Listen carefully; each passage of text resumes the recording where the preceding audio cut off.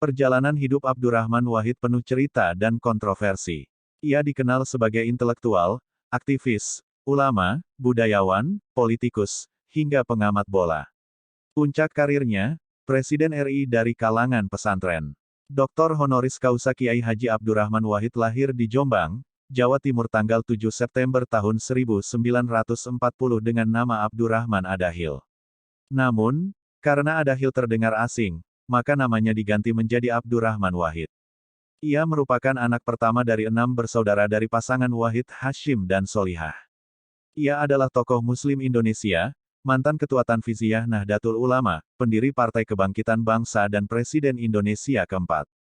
Masa kepresidenan Abdurrahman Wahid dimulai pada tanggal 20 Oktober tahun 1999, ia mengalahkan Megawati Soekarnoputri saat pemilihan presiden pada sidang MPR dan berakhir pada tanggal 23 Juli tahun 2001. Gus Dur lahir dari keluarga terhormat, sang ayah merupakan anak dari Hashim Asy'ari, pendiri Nahdlatul Ulama dan pesantren Tebu Ireng Jombang. Sedangkan, ibunya merupakan anak dari pendiri pesantren Denanyar Jombang. Ia menikah dengan Sinta Nuriyah dan dikaruniai 4 orang putri. Masa kecil Gus Dur menempuh pendidikan dasar di SD Kris Jakarta, tapi tidak selesai, kemudian pindah ke SD Matraman Perwari. Hingga tahun 1952, Gus Dur tetap tinggal di Jakarta meskipun sang ayah sudah tidak menjabat sebagai Menteri Agama lagi. Setahun kemudian, ayah Gus Dur wafat akibat kecelakaan mobil. Saat sekolah menengah pertama, Gus Dur tidak naik kelas. Oleh karena itu, sang ibu mengirim Gus Dur ke Yogyakarta untuk meneruskan pendidikan mengaji bersama Kiai Haji Ali Maksum di Pondok Pesantren Krapyak dan belajar di SMP juga. Pada tahun 1957 Gus Dur melanjutkan sekolahnya di Pondok Pesantren Tegalrejo, Magelang, Jawa Tengah, hingga tahun 1959. Ia melanjutkan ke Pesantren Tambak Beras, Jombang, Jawa Timur. Saat usianya 23 tahun, Gus Dur mendapat beasiswa dari Kementerian Agama untuk melanjutkan kuliah di Fakultas Syariah Al-Azhar University, Kairo, Mesir. Di sana ia sangat menikmati kehidupannya, mulai dari nonton film Eropa hingga menonton sepak bola. Ia juga terlibat dengan Perkumpulan Asosiasi Pelajar Indonesia sebagai jurnalis majalah untuk asosiasi tersebut.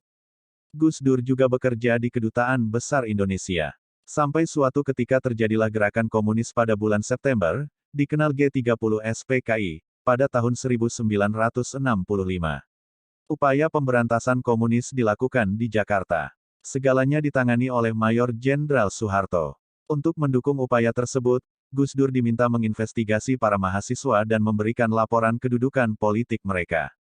Gus Dur kembali mengalami kegagalan dalam pendidikannya. Hal ini karena ia tidak setuju dengan metode pembelajaran yang diterapkan. Ditambah lagi, kejadian G30 SPKI cukup mengusik ketenangannya. Pada tahun 1966, ia harus mengulang pendidikannya dan pendidikan sarjananya diselamatkan oleh beasiswa di Universitas Baghdad, Irak. Menebus kelalaiannya di masa lalu, Gus Dur terbilang sukses di universitas ini. Setelah lulus tahun 1970, Gus Dur ingin melanjutkan studinya ke Universitas Leiden, Belanda. Tapi, sayangnya keinginan itu harus dikubur karena pendidikan di Universitas Baghdad tidak diakui oleh universitas tersebut. Akhirnya, sebelum kembali ke tanah air Gus Dur pergi ke Jerman dan Prancis terlebih dahulu dan kembali ke Jakarta pada tahun 1971. Saat itu, sebetulnya, Gus Dur masih ada keinginan untuk melanjutkan kuliah di luar negeri, tepatnya di Universitas McGill di Kanada. Karena belum kesampaian, ia pun bergabung dengan Lembaga Penelitian, Pendidikan dan Penerangan Ekonomi dan Sosial LP3ES.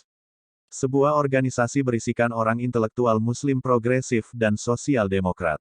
Gus Dur pun terlibat sebagai kontributor utama majalah Prisma terbitan lembaga tersebut. Ia juga berkeliling pesantren seluruh Jawa. Gus Dur juga melanjutkan karirnya sebagai penulis dengan menulis artikel untuk majalah Tempo dan Harian Kompas.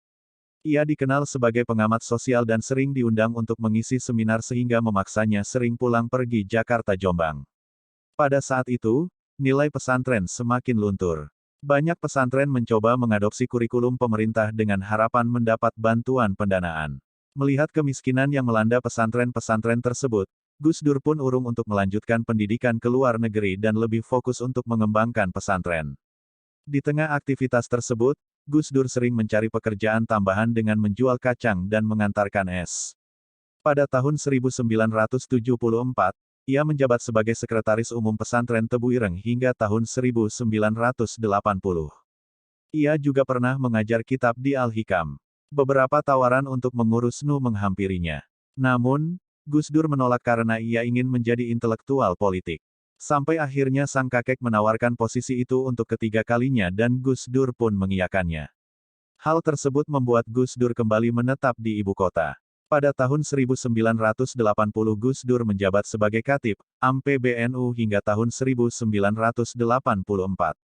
Ia naik jabatan sebagai Ketua Dewan Tanfiz PBNU. Dari jabatannya tersebut ia mendapat pengalaman politik pertamanya karena berkampanye untuk Partai Persatuan Pembangunan pada pemilihan umum legislatif 1982. P3 adalah partai Islam yang dibentuk dari gabungan 4 himpunan Islam termasuk NU. Karirnya bisa dibilang gemilang, setahun kemudian Gus Dur menjabat Ketua PBNU dan pada tahun 1989 akhirnya ia duduk di kursi MPRI. Memasuki era reformasi 1998, banyak partai baru bermunculan seperti Partai Amanat Nasional. Pada waktu itu, banyak orang NU meminta Gus Dur membentuk partai politik baru dan dibentuklah Partai Kebangkitan Bangsa.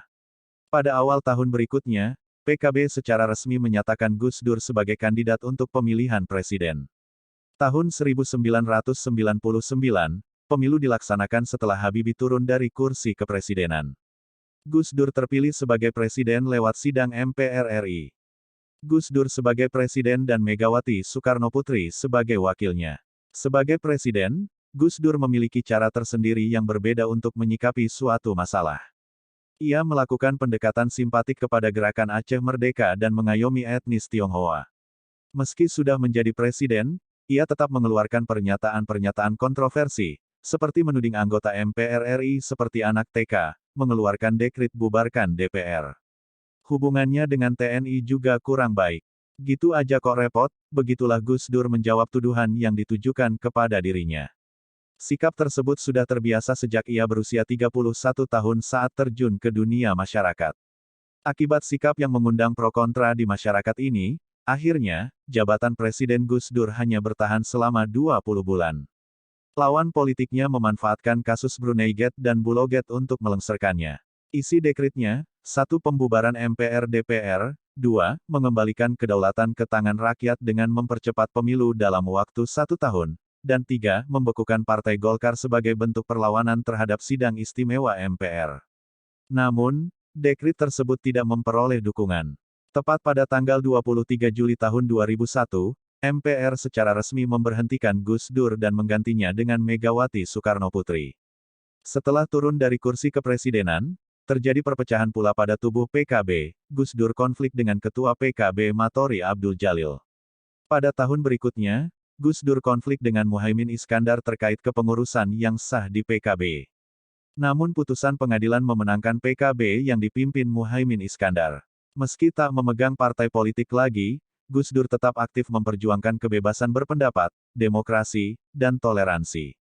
Kegiatan ini ia lakukan sampai kondisi kesehatannya menurun. Hingga akhirnya tahun 2009, Gus Dur wafat di RSCM, Jakarta, pukul 18.45, karena penyakit yang dideritanya. Ia wafat pada usia 69 tahun dan dimakamkan di Jombang. Sekian, semoga bermanfaat dan terima kasih.